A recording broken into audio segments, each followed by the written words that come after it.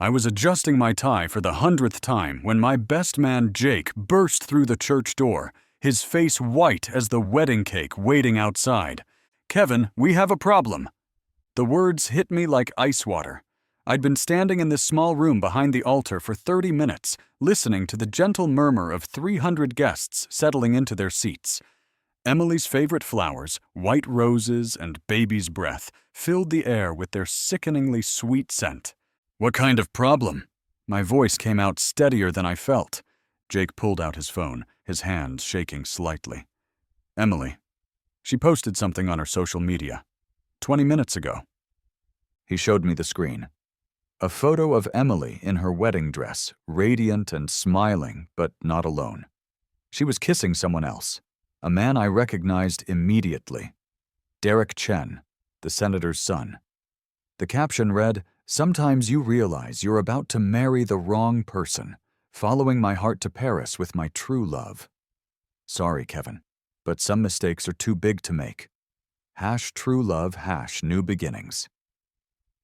I stared at the phone for a long moment. The church organ began playing the processional music. 300 people were waiting for a bride who was apparently halfway to Paris. "How long ago did she leave?" I asked. "The timestamp says she posted from the airport. Kevin, I'm so sorry, man. This is—" "Get the priest," I said quietly. "Tell him there's been a change of plans." Jake looked confused. "What are you going to do?" I straightened my shoulders and walked toward the door leading to the altar. "I'm going to face those people. They came here for a wedding, and they deserve an explanation." The walk down that aisle was the longest 30 feet of my life. Every eye in the church turned to me. Whispers started immediately, people pulling out their phones, probably seeing Emily's post in real time. My parents sat in the front row, my mother's face crumpled with embarrassment and sympathy. Emily's parents were nowhere to be seen.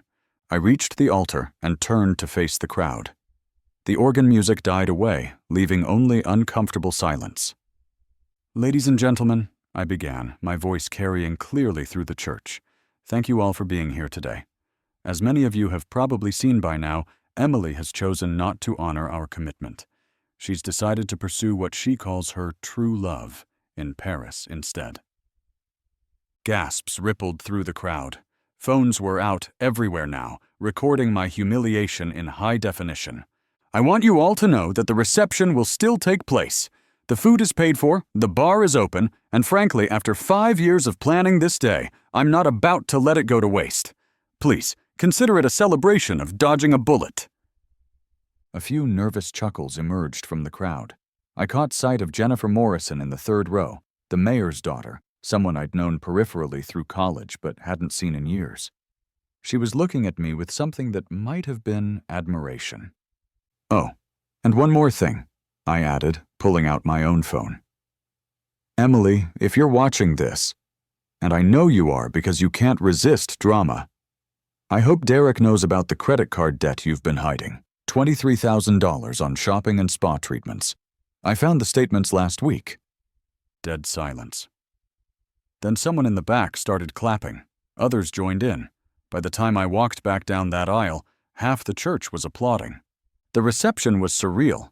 People kept coming up to me, some offering condolences, others congratulating me on escaping. The alcohol flowed freely, and stories began emerging about Emily that I'd never heard before. Mrs. Patterson from the flower shop mentioned Emily had tried to return her bouquet that morning, claiming the white roses were too traditional for her new, sophisticated image. The photographer confided that Emily had asked him to Photoshop her ring finger in all the engagement photos they'd taken, making the diamond look bigger. Most interesting was what I learned from Jennifer Morrison, who approached me around 10 o'clock when the crowd had thinned. "Kevin, right? We were in Professor Williams' economics class together." I remembered her now, brilliant, quiet, always had the right answers but never showed off about it. "Jennifer. Yeah, I remember. What did you think of my impromptu speech?" She smiled, and I noticed for the first time how striking she was, not in Emily's obvious high-maintenance way, but something deeper. I thought it was the most honest thing I've heard at a wedding. Most people would have just canceled everything and hid. Well, I figured 300 people shouldn't suffer because my fiancé has commitment issues. Can I tell you something? Jennifer glanced around, then stepped closer. Emily came to see me 2 weeks ago. That got my attention. What? Why would she? You two barely know each other. She wanted to ask about my father's connections. Specifically, she wanted to know if being married to you would give her access to the mayor's social circle. I felt something cold settle in my stomach. What did you tell her? I told her that's not how it works, that social connections are earned, not married into. She seemed disappointed. The pieces started clicking together. Emily's sudden interest in my networking potential. Her questions about whether I knew anyone in politics. Her insistence that we needed a big, expensive wedding to make the right impression. There's more, Jennifer continued. She asked if I thought you had political ambitions. When I said I didn't know, she said she hoped you did because Kevin's too boring for anything else. The hit landed exactly where she'd aimed it. Emily had been evaluating me like a business investment, and apparently I'd come up short. I'm sorry, Jennifer said quickly. I probably shouldn't have. No, I'm glad you told me. I looked around at the reception that was supposed to be celebrating my marriage. Half the guests were drunk, telling embarrassing stories about Emily. The other half were taking selfies with the abandoned wedding cake. You know what's funny? This is the most honest conversation I've had in months. Jennifer laughed. Well, getting dumped at the altar probably has a way of cutting through the bullshit. Exactly. I found myself really looking at her for the first time. You want to get out of here? I mean, this is technically my party, but I think I've fulfilled my hosting duties.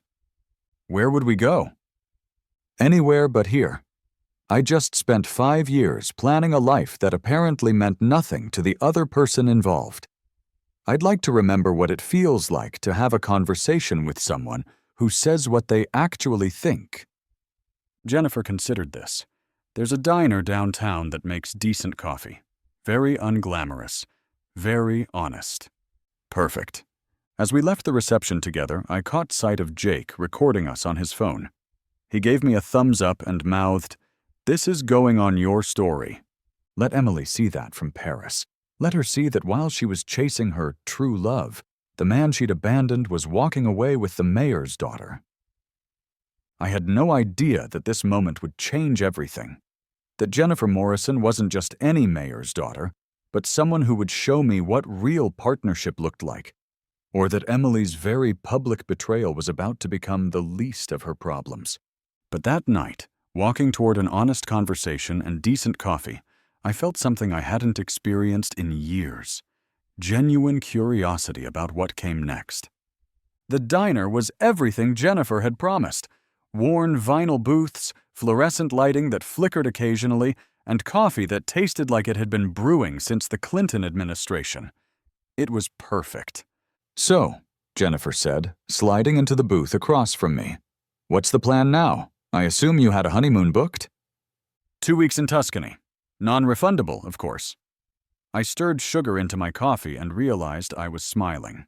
Emily picked it because she said it would look good on Instagram. Of course she did. Jennifer's phone buzzed. She glanced at it and her expression shifted.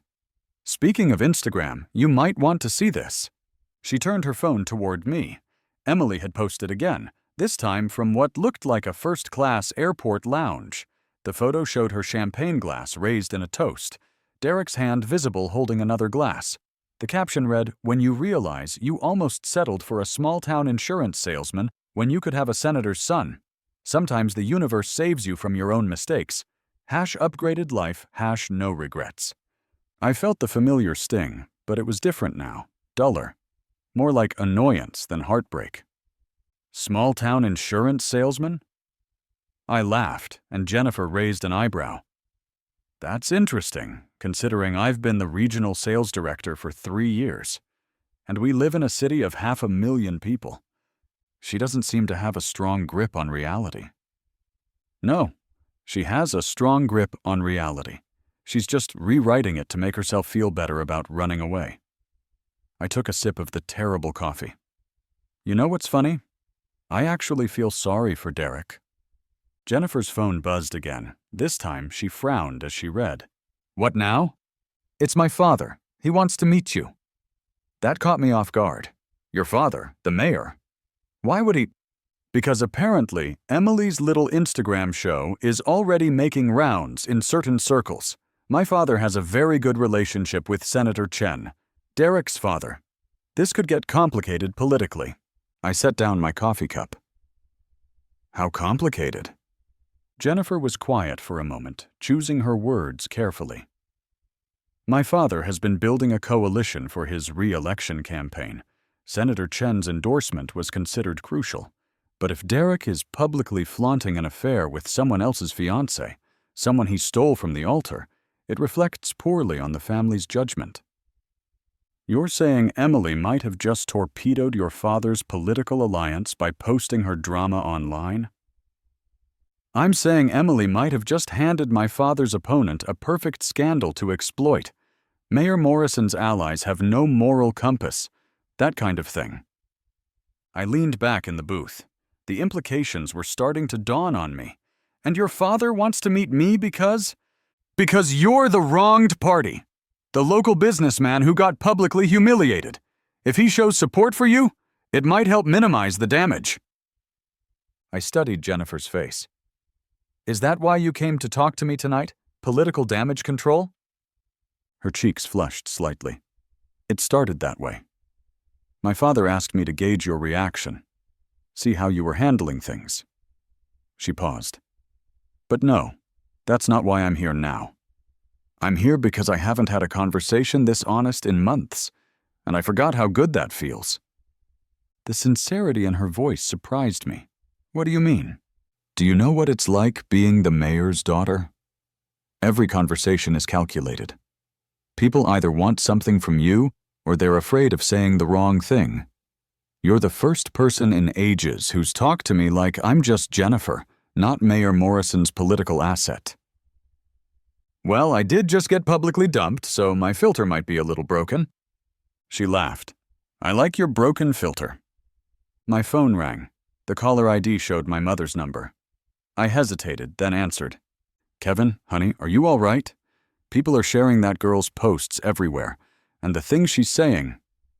I'm fine, Mom. Actually better than fine. Where are you? Jake said you left with someone. I glanced at Jennifer, who was politely pretending not to listen. I'm having coffee with a friend, someone who actually tells the truth. Well, good. You deserve that after today. But Kevin, there's something else. A reporter called the house, from the Tribune. They want to do a story about what happened. That got my attention. What kind of story? Something about local businessman abandoned for senator's son. They seemed very interested in the political angle. I met Jennifer's eyes. She'd been right about the complications.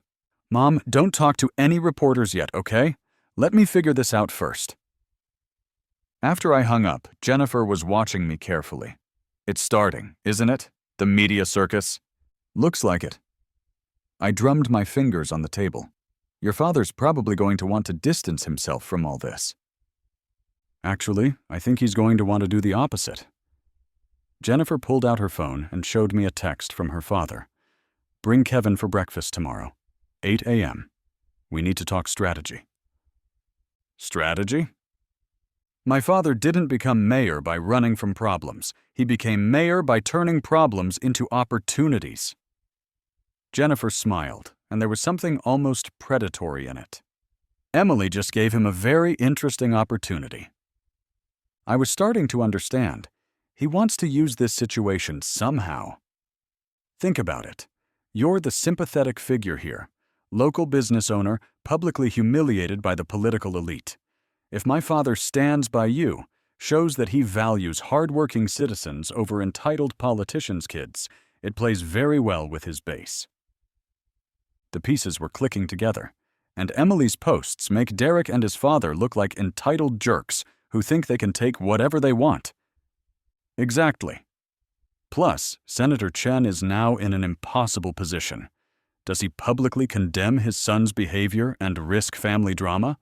Or does he stay silent and look like he approves of Derek stealing other men's fiancées? I stared at her. Your father isn't just thinking about damage control. He's thinking about turning this into a campaign advantage. My father didn't get where he is by wasting opportunities, and Emily just handed him a perfect one. We sat in comfortable silence for a moment. Then I asked, "What about you? How do you feel about being part of your father's political strategy?" Jennifer's expression grew more serious. Honestly, I'm tired of being a political prop. But if I'm going to be used for politics anyway, I'd rather it be helping someone who deserves it instead of covering for someone who doesn't. Someone who deserves it? You could have hidden today. Could have canceled everything and avoided the embarrassment. Instead, you faced it head-on and somehow managed to keep your dignity intact. That's not common, Kevin. Before I could respond, my phone buzzed with a text message. Unknown number. Kevin, this is Derek. We need to talk. Emily made a mistake posting those things. Call me. I showed the text to Jennifer. Her eyebrows shot up. Well, that didn't take long. Buyer's remorse? Or political pressure from Daddy. I typed back. Nothing to discuss. Good luck in Paris. Within seconds, another text came through. Don't be stupid. This could get ugly for everyone. Let's handle this quietly.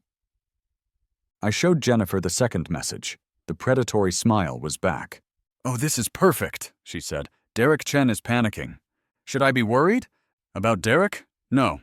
But Emily might be about to learn what happens when you mess with the wrong people. As if summoned by our conversation, my phone rang again. This time, it was Emily herself. I stared at Emily's name on my phone screen. Jennifer reached across the table and placed her hand over mine. You don't have to answer. Actually, I think I do. I swiped to accept the call and put it on speaker. Hello, Emily. Kevin, thank God. Listen, I need you to... Hold on. I cut her off. Before you say anything else, you should know I'm not alone. Jennifer Morrison is here with me. Dead silence, then. The mayor's daughter? Why is she... Kevin, we need to talk privately.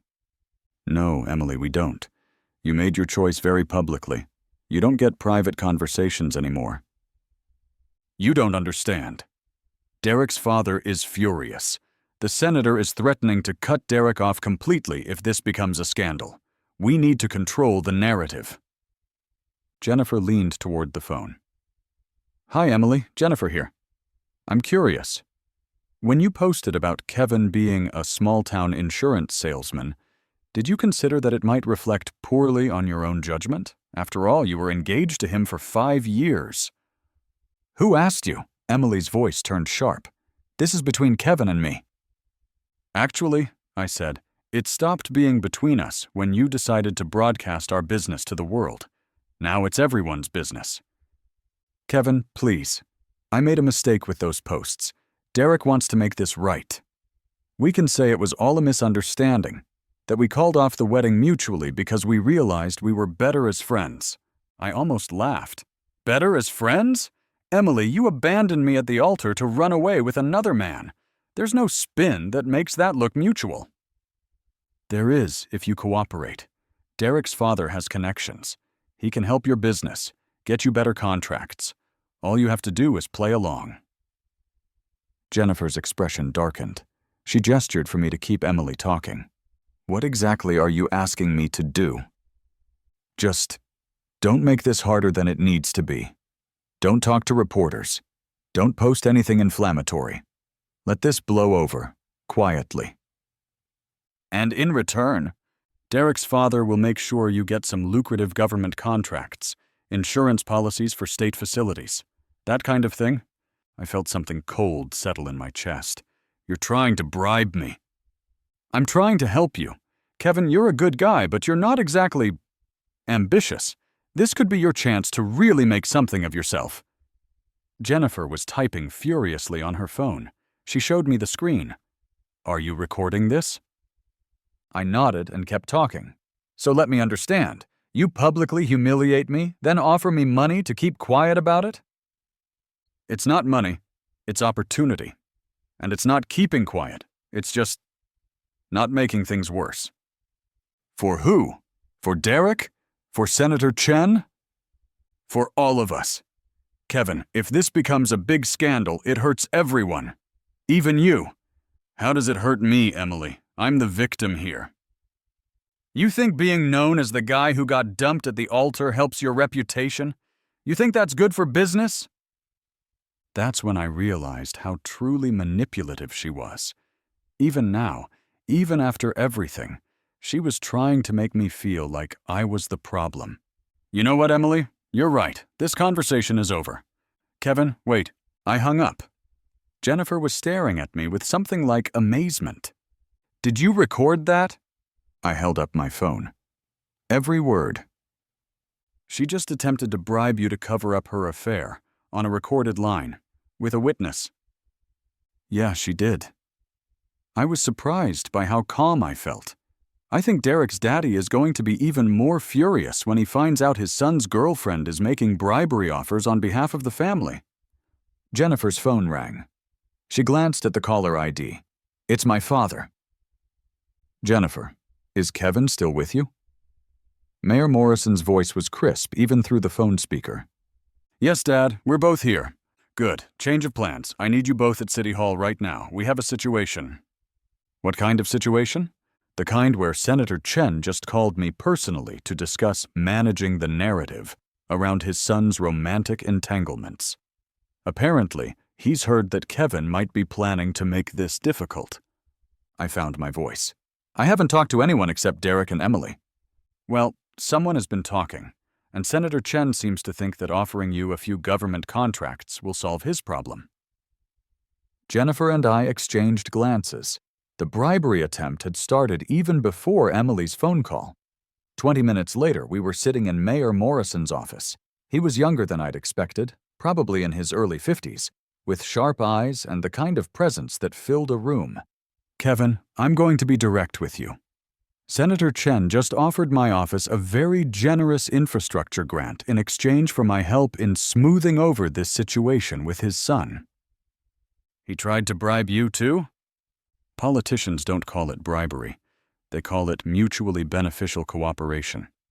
The mayor smiled grimly. I told him I'd have to discuss it with all interested parties first. Meaning me. Meaning you. See, here's the thing. Senator Chen thinks this is a problem that money can solve. He thinks you're just some small-town businessman who will be grateful for the opportunity to profit from his son's bad behavior. And what do you think? Mayor Morrison leaned back in his chair. I think Senator Chen has seriously underestimated both you and this situation. More importantly, I think he's about to learn why that's a mistake. He turned to his computer and pulled up a news website. The headline read, "Local businessman abandoned at altar for senator's son." This went live 20 minutes ago. The story's already getting picked up by national outlets. I read the article quickly. It was surprisingly sympathetic to me, painting Emily and Derek as privileged elites who'd callously destroyed a working man's life for their own entertainment. How did they get all these details? Jake, your best man, apparently had quite a lot to say about Emily's character. He mentioned the credit card debt, the returned flowers, the photoshopped engagement photos. The reporter loved it. Jennifer was reading over my shoulder. This makes Derek and Emily look terrible. It gets better, her father continued. Or worse, depending on your perspective. The reporter also spoke to several wedding guests who had their own Emily stories to share. Apparently, your ex-fiancée made quite an impression on people over the years. My phone buzzed with another call from Derek. I declined it. So what happens now? I asked. Mayor Morrison smiled, and I understood where Jennifer got that predatory expression. Now, Kevin, you get to decide what kind of man you want to be. You can take Senator Chen's money, let this blow over quietly, and go back to your ordinary life. Or you can help me show Senator Chen and his entitled son that actions have consequences, even for people who think they're above them. Jennifer leaned forward. Dad, what are you planning? I'm planning to run the most honest political campaign this city has ever seen, and I think Kevin here might just be the perfect person to help me do it. I looked between father and daughter, both watching me expectantly. Outside the office windows, I could see the city I'd lived in my whole life, the place where Emily had just made me a public laughingstock. My phone buzzed again. This time it was a text from an unknown number. "Kevin, this is Senator Chen. I believe we should meet to discuss our mutual interests. I'm flying in tomorrow morning." I showed the text to the mayor. His smile widened. "Perfect timing. Kevin, how would you like to meet a senator?" The meeting with Senator Chen was set for the next afternoon at the Grandview Hotel's penthouse suite. Mayor Morrison suggested I wear my wedding suit. "For the irony," he said. I arrived 15 minutes early and found Derek already there, pacing by the windows. He looked like he hadn't slept. When he saw me, his face cycled through guilt, anger, and desperation. "Kevin, thank God! Look, man, I know this got out of hand. Save it, Derek. Where's your father?" "He's flying in from D.C. Should be here any minute." Derek ran his hands through his hair. "Emily's locked herself in the hotel room. She's been crying for hours. She says the internet is destroying her life." "Poor Emily," I said dryly. "Maybe she shouldn't have broadcast her affair to the world." "It wasn't an affair. We've been in love for months. The timing was bad." I stared at him. "The timing? Derek, she left me at the altar. There's no good timing for that." Before Derek could respond, the suite door opened.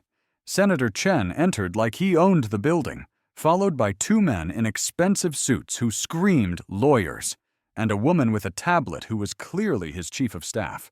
"Mr. Sullivan." Senator Chen's handshake was firm, calculated. "I'm sorry we're meeting under these circumstances." "Are you? Because it seems like those circumstances are pretty convenient for your son." The senator's smile tightened. "Let's sit down. I think we can resolve this amicably." For the next 20 minutes, Senator Chen laid out his offer. Government contracts worth potentially millions over the next 5 years. Introductions to other influential families. A seat on the city's Economic Development Board. All I had to do was publicly state that the wedding was called off by mutual agreement and that I harbored no ill will toward Emily or Derek.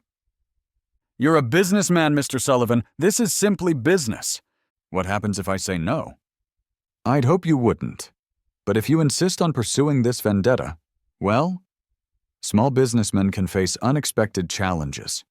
Audits, permit reviews, insurance complications. I'd hate to see your company struggle." The threat was barely veiled. Derek looked uncomfortable but said nothing. "I see." I pulled out my phone. "Before I give you my answer, I have something you both should see." I played Emily's recorded conversation from the night before. The room went dead silent as her voice filled the air, offering bribes and admitting to the affair. Senator Chen's face turned stone cold. "Where did you get this?" "She called me. Last night, with Jennifer Morrison as a witness." "You recorded a private conversation without consent?" "Actually, in this state, only one party needs to consent to recording. That would be me." I smiled. "But here's the thing, Senator. I don't think you're going to want to threaten me anymore." "And why is that?" I stood up and walked to the window. "Because 3 hours ago, I proposed to Jennifer Morrison. And she said yes." The silence that followed was deafening. Derek's face went white. Senator Chen's lawyers started whispering frantically. "You're lying," Derek said. I pulled out my phone and showed them Jennifer's latest Instagram post, a photo of her hand wearing Emily's engagement ring, the one I'd bought but never got to put on Emily's finger. The caption read, "When the right person comes along, you know immediately. Engaged to the most honorable man I know. #real love, #second chances." "That's impossible," Derek sputtered. "You just met her yesterday." "Actually, we've known each other for years. College classmates. We just reconnected at the right time." I put my phone away. The wedding is in 2 weeks. Mayor Morrison is officiating. Senator Chen had recovered his composure. But barely. "Mr. Sullivan, I think you're making a mistake, driven by emotion. Senator, let me explain something to you. You came here thinking you were dealing with some small-town nobody who'd be grateful for your scraps. But you missed a few important details." I pulled out a folder I'd been carrying. "First, my insurance company isn't some little local business. We're the regional headquarters for one of the largest firms in the country. I personally manage accounts worth over $50 million annually." I slid a document across the table. "Second, 3 of those accounts are state contracts that come up for renewal in 6 months. Contracts your son and his new girlfriend just gave me excellent reasons to recommend moving to our competitors." Senator Chen's face was getting redder. "You're threatening me?" "I'm explaining market dynamics. When government officials' families publicly demonstrate poor judgment and character, it creates liability concerns for insurance providers." I pulled out another document. "Third, this is a signed affidavit from Jennifer Morrison detailing every conversation she's witnessed between your son and Emily over the past month, including Derek's detailed planning of how to steal Emily from me and Emily's calculations about which man would advance her social status faster." Derek made a choking sound. "Jennifer was recording us?" "Jennifer was protecting herself. She suspected Emily was using her for information about political connections. Turns out she was right." I stood up and straightened my jacket. The same jacket I'd worn to my non-wedding 24 hours earlier. "Here's what's going to happen. You're going to fly back to DC and forget you ever met me. Derek is going to enjoy his new relationship with Emily in whatever hole they decide to hide in. And if either of you ever contacts me, my business, my fiancée, or her father again, this entire conversation, along with Emily's recorded bribery attempt, goes to every major news outlet in the country." Senator Chen was on his feet now. "You think marrying Morrison's daughter makes you untouchable? You're still nobody." "Maybe. But I'm nobody who's about to become the mayor's son-in-law. I'm nobody who just recorded a sitting senator threatening a private citizen. And I'm nobody who's holding documented evidence of your son's premeditated plan to destroy someone else's life for entertainment." I headed toward the door, then stopped. "Oh, and Senator? Emily might want to check her credit report. Turns out when you abandon someone at the altar, they can cancel joint credit cards immediately. She's about to discover what life is like without someone else paying her bills." As I reached the door, Derek called out desperately, "Kevin, wait! Emily really did love you. She's just confused." I turned back one last time. "Derek, Emily never loved me. She loved the idea of me, stable, reliable, useful, just like she loves the idea of you, rich, connected, prestigious. The difference is, I figured it out before I wasted my whole life on her." I walked out of that hotel suite and straight into the rest of my life. 6 months later, I stood in the same church where Emily had abandoned me, this time watching Jennifer walk down the aisle in a dress that cost half what Emily's had, but somehow looked 10 times more beautiful. The irony wasn't lost on anyone. 300 guests, many of the same people who'd witnessed my humiliation, now watched me marry the mayor's daughter. As for Emily and Derek, they lasted exactly 2 months in Paris before Derek's trust fund was cut off, and Emily discovered that true love doesn't pay for 5-star hotels. Last I heard, they were back in town, both working retail jobs and living in Derek's studio apartment. Emily sent me one last message after our wedding photos made the social pages. "I hope you know you only got Jennifer because I taught you how to be in a relationship." I showed it to Jennifer, who laughed and typed back, "Emily, thanks for the practice run. Kevin needed to learn how to recognize fake before he could appreciate real. You were perfect training. Sometimes the best revenge isn't getting even. Sometimes it's building something so much better that the person who wronged you becomes irrelevant to your happiness. But I'd be lying if I said I didn't enjoy every minute of proving them all wrong."